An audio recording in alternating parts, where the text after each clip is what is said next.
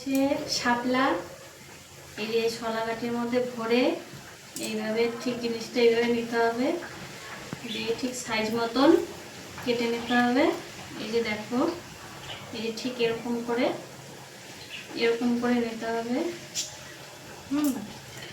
আর এর মধ্যে আছে চালের গুঁড়ো, বেসন, কালো জিরে, লঙ্কা কুচি দিয়ে ভালো করে মিক্সড করে এভাবে চুবিয়ে ছাড়া তেলে ভেজে খেয়ে দেখো বন্ধুরা, খুব ভালো লাগবে। টাটা।